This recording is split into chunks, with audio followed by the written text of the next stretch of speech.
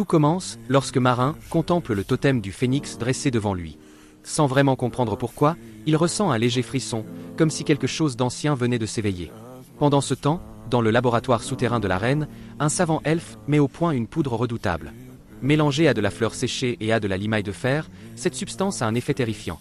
Au moindre contact, un elfe est instantanément transformé en plante, retournant à son état originel. Profitant de la nuit, les soldats de la reine s'infiltrent dans la forêt de Morval et rasent toutes les fleurs sacrées qui servent d'ingrédients à la poudre. Au même moment, Marin se trouve dans le village des fées. Il observe une branche se flétrir dans sa main et comprend aussitôt que quelque chose ne va pas. Il s'élance à toute vitesse vers sa forêt, mais en atterrissant, il découvre l'horreur. Les fleurs ont entièrement disparu. Alors que le groupe tente de comprendre ce qui s'est passé, une embuscade est déclenchée.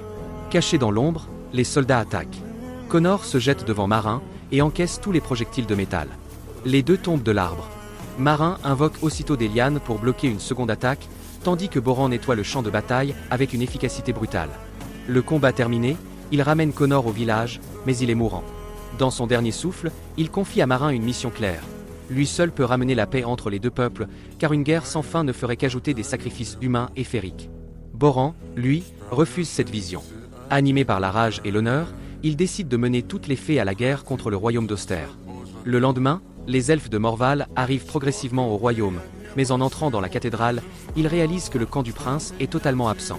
De son côté, Elora, qui s'apprête à célébrer son mariage, reçoit une fleur sacrée transmise par Philippe, affirmant qu'elle vient de la reine. Ayant grandi dans la forêt, Elora reconnaît immédiatement son origine et perçoit une conspiration. Elle évite les gardes et se faufile dans la garde-robe royale. Là, un mannequin au cou incliné attire son attention. En actionnant un mécanisme dissimulé, une porte secrète s'ouvre. À l'intérieur, Elora découvre le métier à tisser maudit qu'il avait autrefois plongé dans le sommeil. En s'approchant, elle comprend la vérité. Le sommeil du roi a été entièrement orchestré par la reine, dans le but d'accuser Marin et de provoquer une guerre. Elle découvre aussi que les jeunes elfes disparus sont emprisonnés dans des fioles, et que le savant n'est autre qu'un elfe à qui la reine a brisé les ailes. Déterminée à tout révéler, Elora tente de libérer les prisonniers, mais la reine surgit. Les gardes enferment Elora, tandis que la reine ordonne que tous les elfes soient verrouillés dans la cathédrale. Lorsque la musique retentit et que le mécanisme est enclenché, des structures rouges surgissent du sol, semblables à des tombes scellées.